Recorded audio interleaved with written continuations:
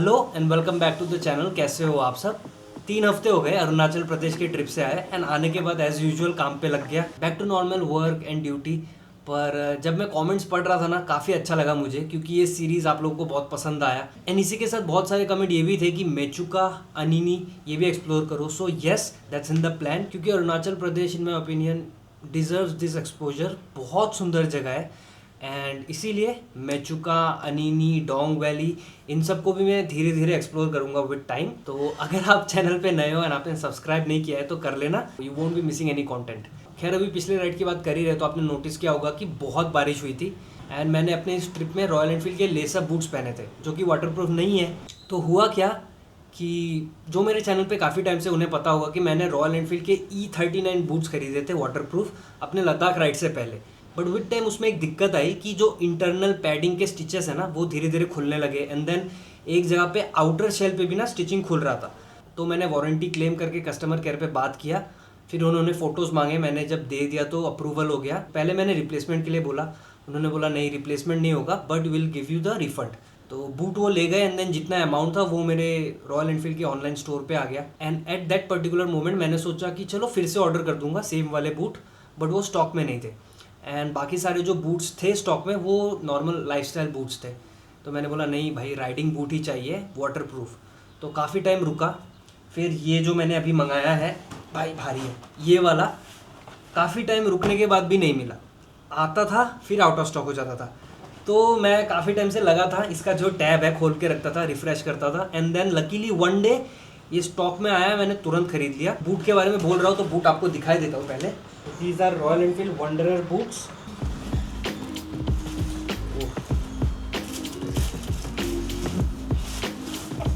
This one,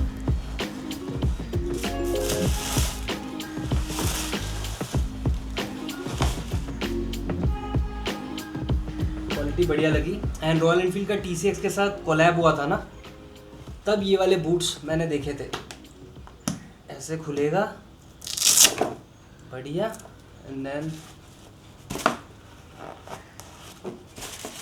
E39 से काफ़ी rigid है, फ्रंट बैक और साइड में प्रोटेक्शन मिल जाता है और कहते हैं कि वाटरप्रूफ है, पर वो तो टेस्ट करके ही पता लगेगा। और ये कोई स्पॉन्सर्ड वीडियो नहीं है, होता है तो मैं ऑब्वियस कर ही देता हूँ, but this I have bought on my own. और ये पड़ा वही सेम 9900 का, या दिस वन 9990। तो इसे नेक्स्ट वीक मैंने मेघालय का एक राइड प्लान किया है, उसमें पहनूंगा एंड देन उसमें ब्रेक इन भी हो जाएगा और टेस्ट भी हो जाएगा, जो भी है। तो इट्स सैटरडे टुडे, अभी जाएंगे जिम एंड हिट करेंगे पुश वर्कआउट, मतलब चेस्ट, शोल्डर और ट्राइसेप। उससे पहले अपना प्री वर्कआउट मील। कमेंट्स पढ़ता हूँ तो बहुत लोग पूछते भी है थोड़ा वर्कआउट के बारे में और क्या खाता हूँ उससे पहले। तो इट्स अराउंड 60 ग्राम। पहले वे करता था पर अब धीरे धीरे आइडिया हो गया, तो ये होगा लगभग 60 ग्राम ओट्स। इसमें मिला लूँगा मैं पानी, जस्ट कि ये पूरा डूब जाए। 15 to 20 मिनट सारे पानी को ड्रेन करके इसमें मिलाऊंगा मैं वे। और सप्लीमेंट की बात करूँ तो ओनली वे प्रोटीन, और क्रेटीन मैं तभी लेता हूँ जब मैं गुवाहाटी में हूँ for a longer period of time. Ride में मैं क्रेटीन नहीं लेता क्योंकि वाटर इनटेक का थोड़ा इशू हो जाता है ना, कि राइड में हूँ वाटर इनटेक पूरा नहीं हो पाता, इसलिए क्रेटीन ऑफ कर देता हूँ, जस्ट वे प्रोटीन। तो ये हो जाएगा अपना प्री वर्कआउट मील, और वर्कआउट के जस्ट थोड़ा पहले आइदर अ प्री वर्कआउट और ब्लैक कॉफ़ी।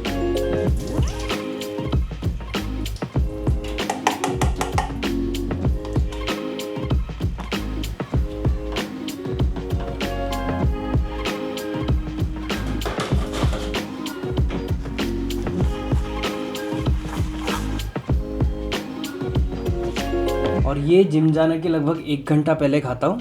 इस मील में मुझे मिल जाएगा अबाउट 30 ग्राम प्रोटीन। तो बढ़िया है, सुबह सुबह ईजी है, कन्वीनियंट है, इसलिए यही खाता हूँ। और हाँ, एक चीज़ याद आया, बहुत लोग पूछ रहे थे कि मेरे कौन से राइडिंग गियर्स है, तो मैंने उसके ऊपर एक वीडियो ऑलरेडी बना रखा है कि विच जैकेट आई यूज़, कौन से मेरे पैंट है, ग्लव्स, हेलमेट। हेलमेट की बात करूँ तो एक मिनट, ये है मेरा हेलमेट एक्सॉर एपेक्स। इस प्राइस पॉइंट में वैल्यू फॉर मनी है, लेकिन अगर आपका थोड़ा सा बजट ज़्यादा है ना, अराउंड 7 और 8 थाउजेंड, तो मैं रेकमेंड करूँगा आपको KYT और अगर अराउंड 10,000 है, 10-11,000 तो LS2, बट अगर किसी का अराउंड 4,000 4,500 का बजट है तो एक्सोर एपेक्स इज़ गुड। और एक ब्रांड है शायद SMK, पर मैंने उसे ट्राई नहीं किया तो कुछ कह नहीं सकता। बट हाँ, एक्सोर एपेक्स तो मैंने यूज़ किया है, थोड़ी लिमिटेशंस है, भारी है, एंड देन गोप्रो लगाने के बाद, इंटरकॉम लगाने के बाद और भारी हो जाता है। बट जो नेक्स्ट हेलमेट लूँगा वो थोड़ा हल्का लूँगा। जो भी मेरे राइडिंग गियर्स है सब एक साथ लिया था, एंड 2 से 2.5 साल हो गए हैं। टाइम टू अपग्रेड, क्योंकि सभी को मैंने अराउंड 45,000 किलोमीटर यूज़ कर लिया है। तो धीरे धीरे हेलमेट, जैकेट, पैंट और ग्लव्स अपग्रेड करूँगा। तो होपफुली नए बाइक से पहले I will be having a new gear. And next bike के बारे में बोलूँ तो अभी कंफ्यूज्ड हूँ और रुका भी हुआ हूँ BMW F450 के लिए, हिमालयन 750 के लिए एंड CF मोटो के लिए। और ट्विन सिलेंडर लेने का ही सोच रहा हूँ, क्योंकि जितना भी स्मूथ हो, सिंगल सिलेंडर में वाइब्रेशंस होता ही है। So this time most probably hopefully twin cylinder bike. तो अभी से खाता हूँ और 1 घंटे बाद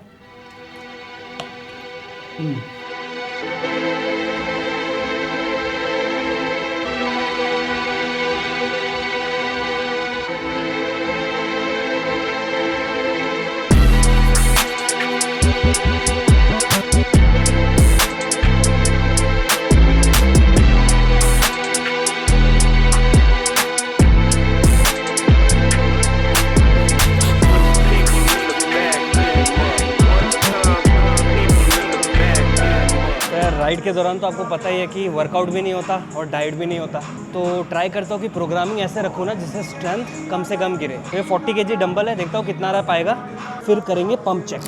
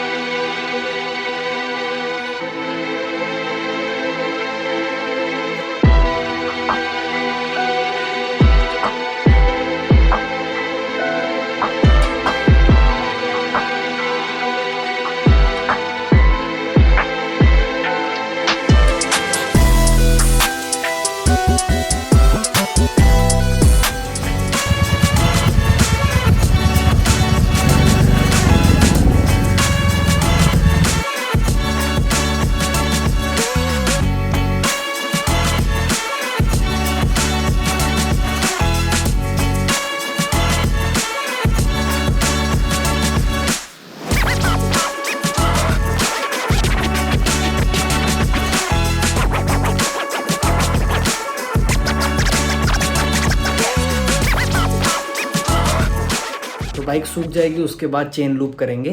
खैर यही था एक छोटा सा व्लॉग। हमेशा लॉन्ग राइड पे जाना तो मेरे लिए भी पॉसिबल नहीं है ना। अभी एक लॉन्ग राइड से आया हूँ, फिर उसके बाद काम भी ज़रूरी है।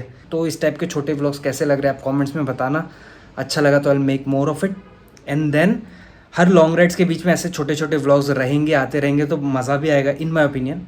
तो एज़ यूजुअल अगर वीडियो अच्छा लगा तो एक कॉमेंट करना। चैनल पर अगर आप नए हो एंड कॉन्टेंट अच्छा लग रहा है तो सब्सक्राइब करना। I will see you in the next one.